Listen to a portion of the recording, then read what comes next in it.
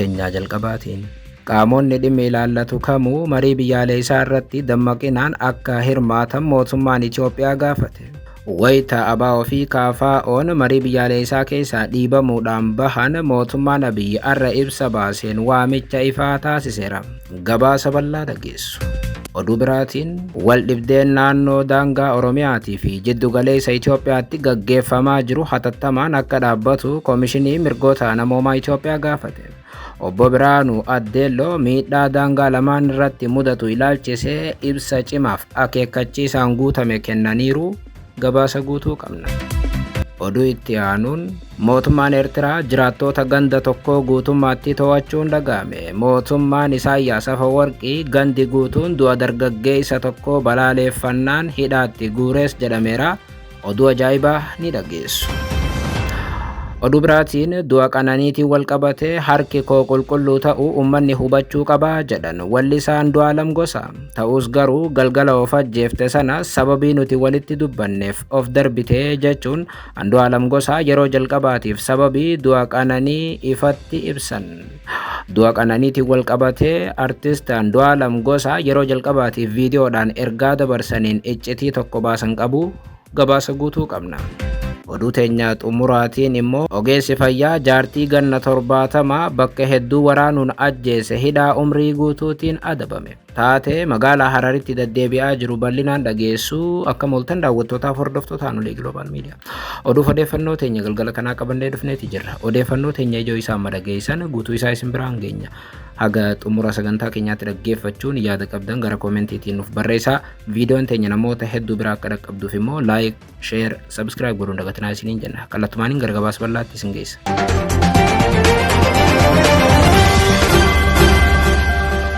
Oduu teenyaa jalqabaatiin qaamonni dhimmi ilaallatu kamuu marii biyyaalessaa irratti dammaqinaan akka hirmaatu mootummaan Itoophiyaa gaafate.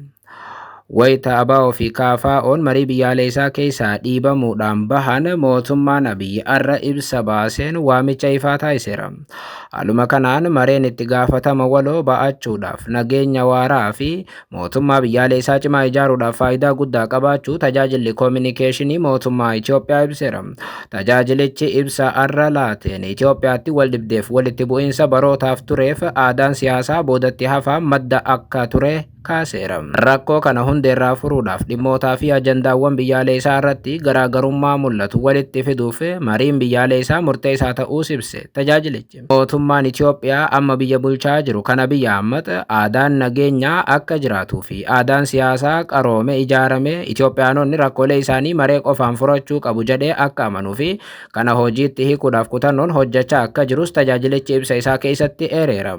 Waa'ee Itoophiyaati moo waa'ee Keeniyaa ibsa jiraachuu isaanii bal'inaan ifa ta'uu baatus aadaan nageenyaaf siyaasaa gama mootummaatiin dagaagaa jira kan jedhu ummanni waan fudhatu hin fakkaatu. Tajaajilichi ibsa kanaan mariin biyyaalessaa hunda hammatee fi Itoophiyaatti eegalame garaagarummaa jiru karaa nagaatiin furuudhaaf carraa gaariidhaas jedhe.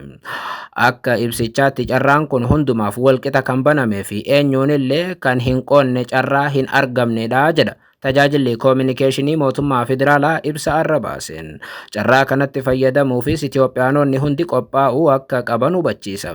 Carraan kun aadaa siyaasaa badaa duudhaa obbolummaa duraan ture dadhabsiise fayyisuu irra darbee nageenya waaraa mirkaneessuudhaaf dhimma murteessaa ta'us hubachiise. Mareen biyyaalessaa kun dhimmoota bu'uuraa irratti waliigaltee biyyaalessaa uumuudhaaf sirna dimookiraasii guddachaa deemu ijaaruudhaaf darbees uummata jidduutti walamantaa uumuun tokkummaaf waltumsa mirkaneessuudhaaf olaanaa qabaachuu tajaajilichi kaaseera. Itoophiyaanonni aadaa waliin mari'achuu barootaaf itti rakkoo furachaa turan akka qaban kan ibse tajaajilli koominikeeshinii kun aadaan kun garuu sababa aadaa siyaasaa boodatti hafaadhaan yeroo irraa gara yerootti dadhabaa dhufuun seenessa qeenxeetiin haga beekamutti nu geesseera jedhe tajaajilichi.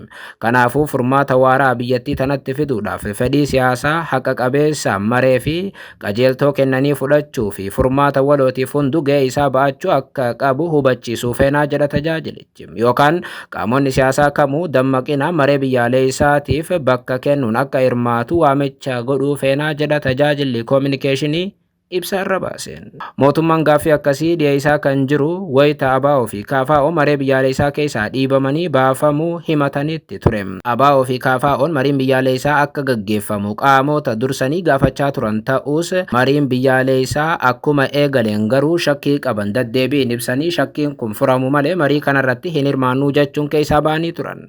ABO fi KFO'n hundeeffamni koomishinii marii biyyaalessaa guutummaatti amanamaa miti jechuun maree biyyaalessaa keessaa akka of baasan ibsu. Kunis akka dhiibamaniitti itti dhaga'amu dhaabonni lamaan ni dubbatu. Dhaabota lamaan qofa otoo hin taane paartileen siyaasaa biroo hedduunis maree biyyaalessaa jedhame keessaa of baasuun ni yaadatama. Tajaajilli koominikeeshinii ibsa isaa irraatiin yeroon Itoophiyaanonni maraamartoo waraanaatii fi walitti bu'iinsaa keessaa ba'an ammaa jechuun kaasee adeemsa maree biyyaalessaa milkeessuun rakkoolee karaa nagaatiin furuu fi olaantummaa seeraa mirkaneessuun biyya Itoophiyaa hundaaf mijattu ijaaruudhaaf ni gargaaraas jedheera.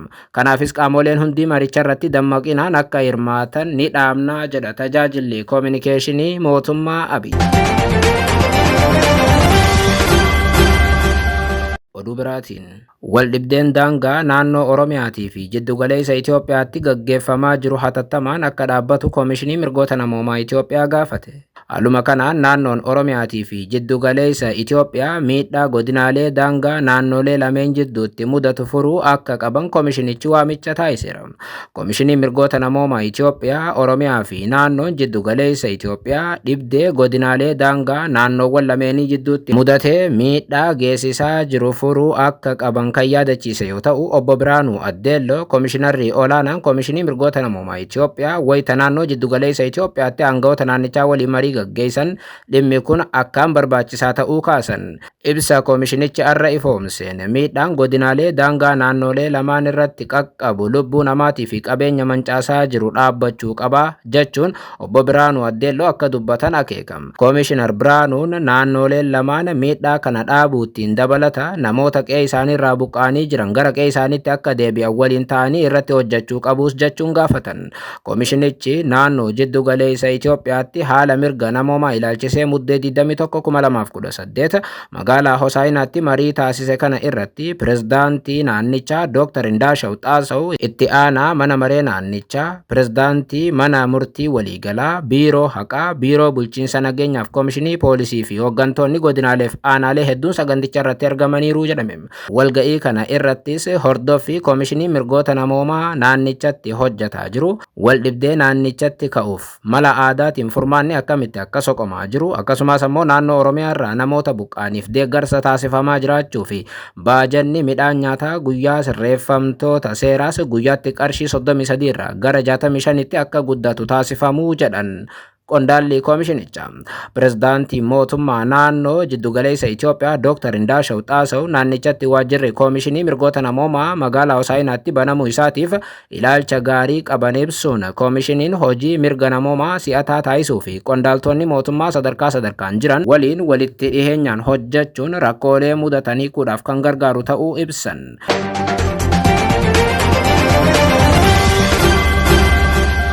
Oduu biraatiin mootummaan Eertiraa jiraattota ganda tokko guutummaatti to'achuun dhaga'ame. Mootummaan Isaayyaas Afeworqii gandi guutuun du'a dargaggeessaa balaaleffannaan ganda guutuu hidhaatti guuree jedhame. Haaluma kanaan Eertiraa ganda Loogoo Ansebee Qerenaa Kuddoo jedhamutti ajjeechaa dargaggeessa Yaafet Maanee jedhamurratti raawwatame balaaleffachuu isaaniitiin jiraattonni gandichaa guutummaatti mormii ka'een to'annoo jala ooluu BBC miseensota maatiirraa iyyaafachuun gabaase. Namoonni biyya keessaa biyya alaa jiraatanii fi jiraattonni maqaan isaanii akka hin dhaamne gaafatan akka jedhanitti ajjeechaan kun akka lakkoofsa Itoophiyaa adoolessa 2018 raawwatamee jedhu. Obboleessa nama du'ee dabalatee jiraattonni gandichaa 80 ol ta'an humnoota mootummaa Eertiraatiin to'annoo jala ooluu isaanii miseensonni maatii kun himaniiru. Hidhaan kun kan raawwate jiraattonni naannoo ajjeechaa kana erga balaaleffatanii boodaa jedhu.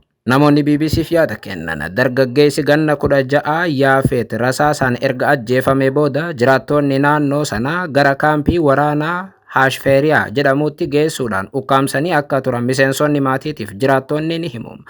Namni du'e Yaafeetii fi hiriyoonni isaa naannoo sanatti cilee gubuu fi kasala gurguruudhaan jireenya isaanii kan gaggeessan ta'uu jiraataan naannoo sanaa tokko BBC Afaan Tigreetti himama.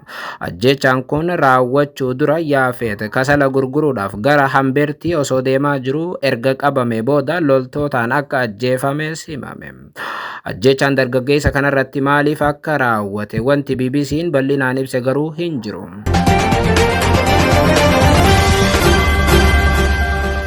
Oduu biraatiin du'a Qananii addunyaatiin wal qabatee harki koo qulqulluu ta'uu uummanni hubachuu qaba jedhan wallisaa Andu'aalam Gosaa.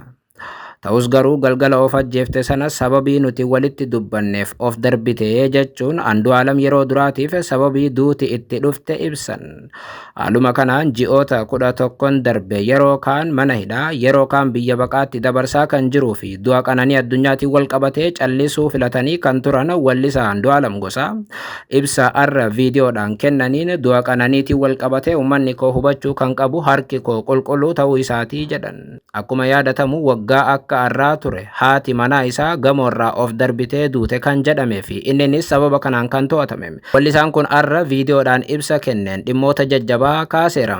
Isa maatiin ishee wallisaan kun intala teenya ajjeesuu yoo baate gumaan maaf barbaachise jedhaniif deebii har'a kennaniin wallisichi ani waaniin gumaa baasuuf abadan hin qabu jedhan. Dhimma abbootii gadaatii fi jaarsoolee maatiitti erguutiin wal qabatee immoo kaniin jaarsoolee ergeef dhugaa jiru akka baraniif malee jaarsooleen qaama tokkoof akka loogan hawweetii mitii jedhan. Waa'ee hariiroo isaaf Qananii irratti yoo dubbatan anaaf Qananiin hariiroo jaalalaa gaarii qabna turre jedhan. Ta'us garuu adeemsa keessa dhiphina sammuu yookaan dipireeshinii keessa turte jechuun taatee mudatee yaadatam. Kana hubachaa wayitaan adeemu tarii mana keessa ooluu irraa waan ishee mudateedha jedheen wantoota ishee bashannansiisu garagaraa hunda banee itti laachaa ture jedhan. Adeemsa dipireeshiniin kun itti hammaatu of ajjeesuudhaaf yaalaa turteetti jedha Andu'aalam. Ani akka waan kana dhiiftuuf yaalullee Qananiin yaalii of ajjeesuu deddeebiidhaan itti fuftee jennaan keessumaa heddummeessitee jennaan maatii ishee addatti ammoo abbaa isheellee dubbisiiseeraa jedhan. Obboleewwan ishees dipireeshinii ishee mudate kana akkuma kootiitti argaa turan kan jedhu Andu'aalam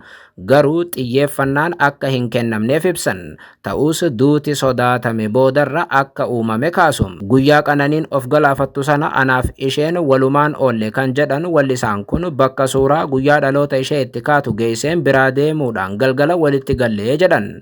Du'a ishee akkamiin mudate isa jedhu yoo deebisan Qananiin galgala yeroo galtu taphannee jiddumaan bakka oolmaa isheetiin wal qabatee xiqqoo wal gaggaafannee kan jedhu Andu'aalam boodarra rakkoo na amanuu qabda yookaan na shakkita jechuudhaan kaatee baatee jechuun sababiin du'a ishee maal akka taate asitti ibsuu eegalam. Sana booda battala na biraa baate saamuna ittiin of ajjeeftu wayita dhugu argeen isa irraa fuudhe kan jedhu Andu'aalam waan kana amma duraas yaaltee akka dhiiftu maatii ishee fuula duratti waadaa naaf galtee turtee jedhan. Ta'us ammoo Qananiin waadaa sana diiguun of ajjeesuu yaalaa jirti kan jedhu Andu'aalam isheen ammaas yaalii kanatti waan deebiteef anaafate haala kanaa waliin jiraachuu hin dandeenyu jechuudhaan gargar baana jedheen isheetti himee jedha.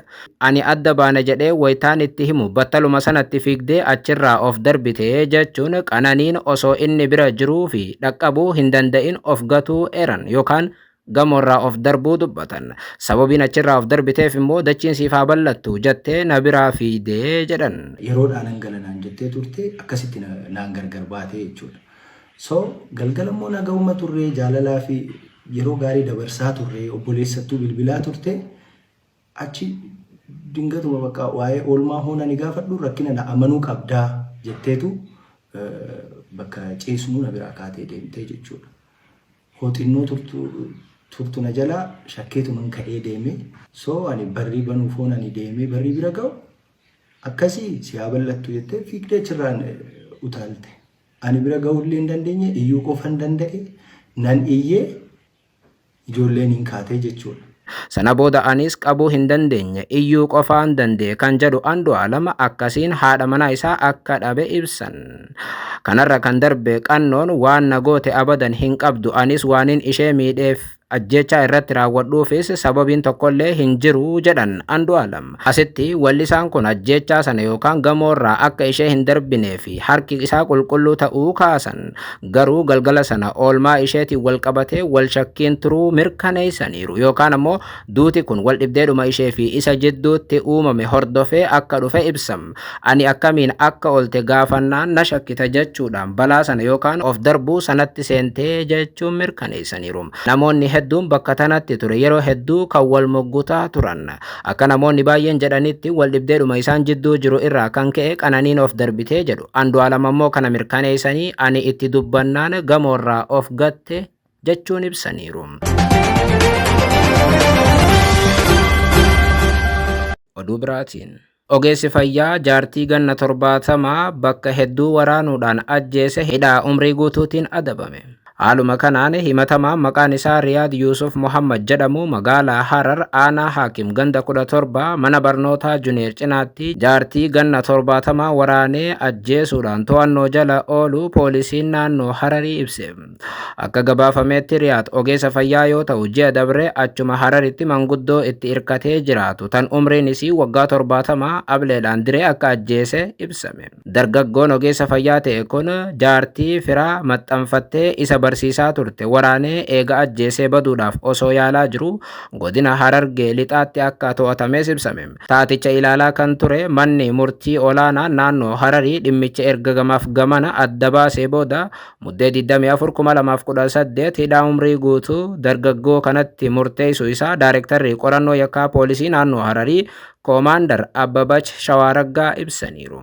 Koomaandar Abbabach akka jedhanitti namni kun erga ajjeechaa gara jabinaa kana raawwatee booda magaalaa Harar keessaa miliquudhaaf yaalus tasuma qabameera jechuun mirkaneessan. Himatamaan yakka kana raawwate guyyoota 35 keessattis qoratamee dhimmi isaa adda baafamuun manni murtii olaanaa naannichaas murtoo ariifachiisaa akka irratti dabarse ibsan. Taateen maatii ofii ajjeesuu akka kana naannoo Harariitti deddeebiin dhaga'ama.